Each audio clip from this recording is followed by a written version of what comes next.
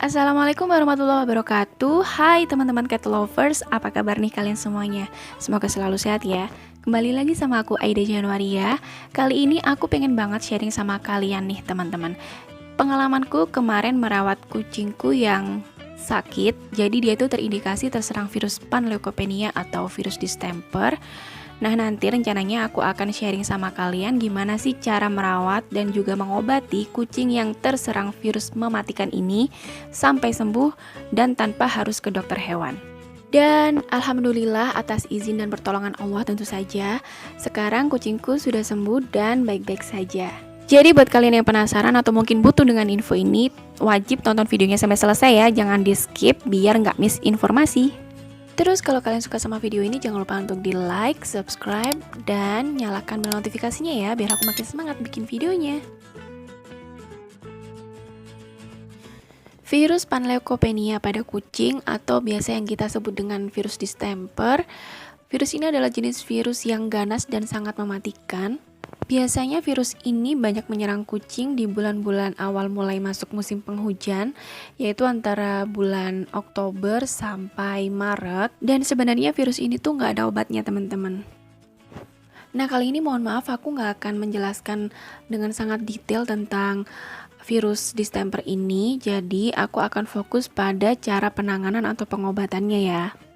Nah, buat teman-teman yang mungkin belum banyak tahu tentang virus panleukopenia atau virus distemper ini, kalian bisa googling. Di sana kalian akan mendapatkan banyak informasi tentang apa sih virus ini dan bagaimana cara penularannya atau juga bagaimana cara pencegahannya dan sebagainya.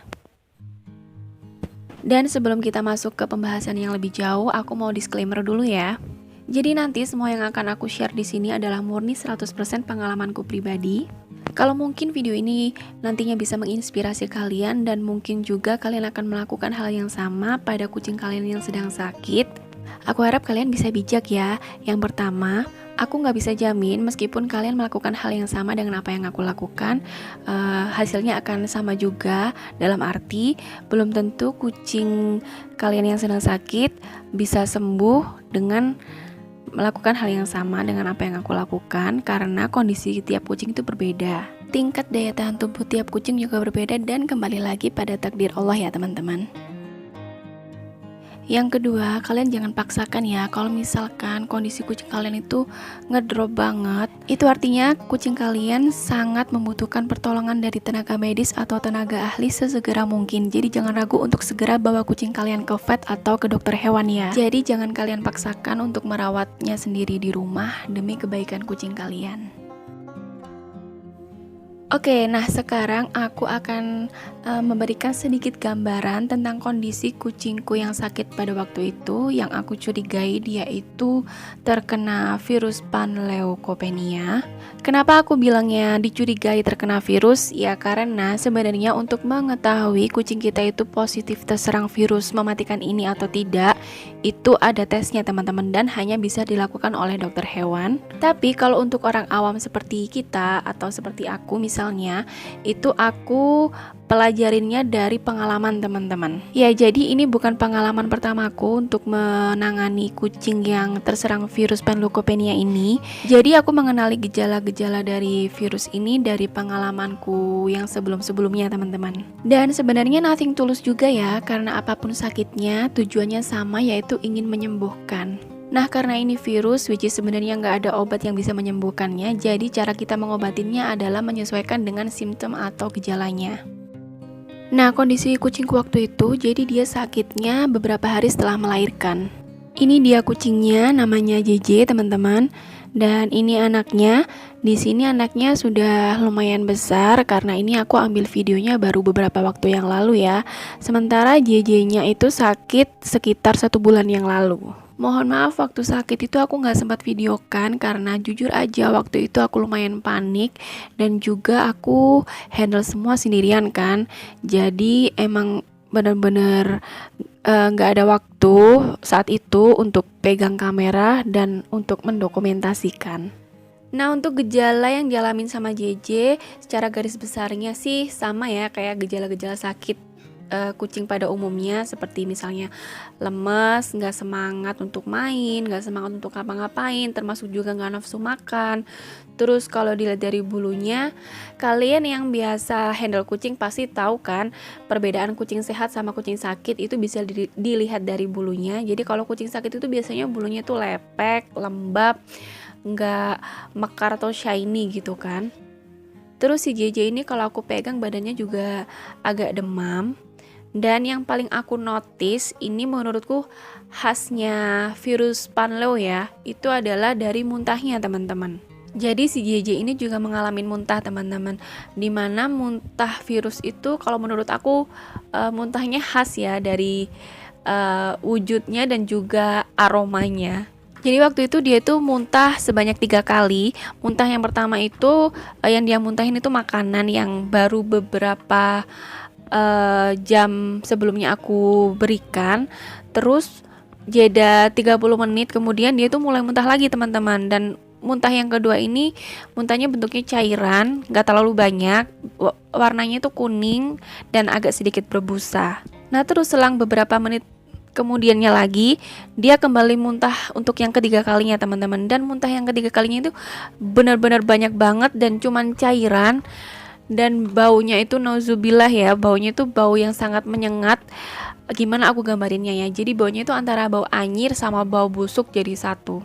Jadi kalian bisa bayangin gimana tuh bau dari muntahan yang anyir dan busuk gitu kan. Aku aja sampai mual waktu itu jujur aja. Nah dari situlah aku udah ngerasa ini gak beres banget. Dan akhirnya aku segera melakukan tindakan yang aku bisa teman-teman. Oke, sekarang aku akan spill apa saja yang dibutuhkan atau apa saja yang aku berikan pada kucingku yang sakit ini. Dan inilah beberapa di antaranya. Seperti yang aku bilang sebelumnya, karena virus ini nggak ada obatnya, jadi satu-satunya cara untuk kita bisa melawan virus ini adalah dengan mengobati sesuai dengan gejala yang muncul, teman-teman. Terus satu hal, menurutku ini adalah yang terpenting, yaitu kalian harus berusaha untuk meningkatkan daya tahan tubuh kucing kalian yang sedang sakit. Selain asupan nutrisi dari makanannya, kita juga membutuhkan nutrisi dari sumber yang lain, teman-teman. Salah satunya yaitu dari suplemen atau multivitamin. Nah, di sini aku pakai Kurkuma Plus yang imun. Aku udah sering pakai multivitamin ini untuk kucing-kucingku dan alhamdulillah memang terbukti bagus karena di dalamnya itu sudah mengandung vitamin B kompleks dan juga ada kurkumanya yang bisa untuk meningkatkan nafsu makan. Selain merek ini ada lagi satu merek multivitamin yang bagus dan ini direkomendasikan sama dokter hewan langgananku, yaitu Biolisin, teman-teman. Itu juga bagus terutama untuk meningkatkan daya tahan tubuh dan sesuai dengan namanya. Jadi Biolisin ini juga mengandung lisin, which is lisin ini menurut beberapa sumber itu dipercaya bagus banget untuk menghalau virus, teman-teman. Next ada antibiotik. Di sini aku pakai amoxicillin. Loh, bukannya virus itu nggak mempan ya sama antibiotik? Iya benar teman-teman, virus itu nggak bisa diobatin pakai antibiotik. Pertimbanganku untuk menggunakan antibiotik ini adalah, jadi kucing yang sedang sakit itu berarti sistem imunnya sedang menurun ya. Nah disitulah rawan banget yang namanya bakteri atau mungkin juga parasit dan berbagai macam penyakit yang lainnya bisa masuk ke tubuh mereka. Dan disinilah peran antibiotik ini teman-teman. Jadi antibiotik ini dipakai untuk mencegah terjadinya infeksi sekunder yang mungkin saja bisa disebabkan dari bakteri dan yang lainnya. Nah, yang perlu kita catat, penggunaan antibiotik ini nggak bisa sembarangan teman-teman. Jadi kita harus bijak ya dalam menggunakannya. Kalau setauku, penggunaan antibiotik ini harus rutin tiap 8 jam sekali dan harus selalu tepat waktu dan dilakukan tanpa putus selama kurang lebih 5 hari teman-teman. Dan tentu saja juga dosisnya harus tepat ya. Kenapa kita harus hati-hati dalam menggunakan antibiotik ini? Alasannya adalah karena kalau misalkan kita sembarangan memberikan antibiotik, itu bisa menyebabkan resistensi atau penyakitnya itu jadi kebal terhadap obat teman-teman. Jadi next kalau misalkan kucing kita sakit lagi, itu nggak akan mempan kita obatin pakai obat ini. Selanjutnya ada obat muntah domperidon. Ini aku pakai karena waktu itu kucingku muntah-muntah dengan frekuensi yang lumayan sering. Dimana muntah ini kalau terjadi terus-menerus bisa memperburuk kondisi kucing kita, teman-teman. Karena itu harus kita hentikan dengan obat anti muntah ini. Oh ya, untuk info lebih detail tentang obat, multivitamin, dan juga dosis aman yang aku berikan pada kucingku ini, aku jelaskan di description box ya. Nanti kalian bisa baca di sana. Selanjutnya ini ada Oralit. Oralit ini bisa kalian pakai misalkan kucing kalian itu kondisinya lemes karena kekurangan cairan. Karena dalam beberapa kasus bisa saja kucing juga mengalami diare, teman-teman. Jadi, fungsi dari Oralit ini adalah untuk menggantikan cairan yang hilang karena diare ya. Kalau kalian beli Oralit yang jadi, kalian bisa pilih yang plain atau tanpa rasa.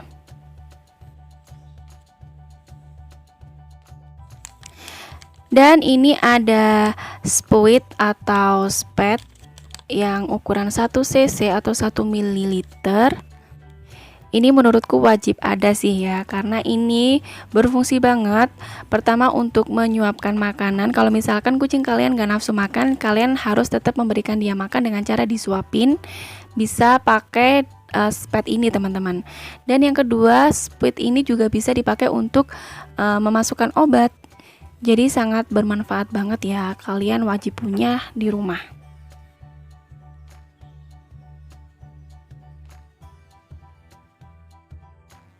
Dan yang terakhir ini ada satu item tambahan, yaitu cairan atau larutan infus. Di sini ada larutan RL atau Ringer Lactate. Kalian juga bisa pakai yang D5 atau glukos. Larutan infus ini tentu saja fungsinya untuk menambah atau juga mencukupi cairan tubuh yang mungkin hilang dari seringnya kucing kita muntah atau juga dari diare. Nah, muntah dan diare yang kelewat sering inilah yang menyebabkan kucing kita tuh kondisinya lemes banget. Tapi tentu saja tidak semua dari kita bisa melakukan atau bisa menginfus sendiri kucing kita ya.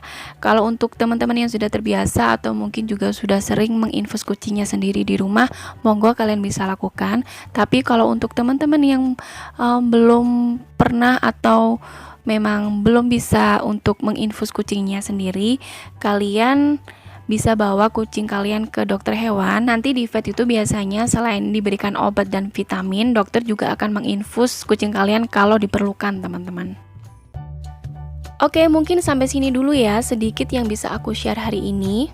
Semoga ada manfaat yang bisa kalian ambil ya, teman-teman. Ambil baiknya, buang buruknya. Dan makasih udah nyimak videonya sampai selesai. Kalau misalkan kalian ada pertanyaan atau mungkin ada yang perlu dikoreksi atau juga mungkin mau menambahkan info, kalian bisa tulis di kolom komentar ya. Sampai ketemu di video-video selanjutnya. Wassalamualaikum warahmatullahi wabarakatuh.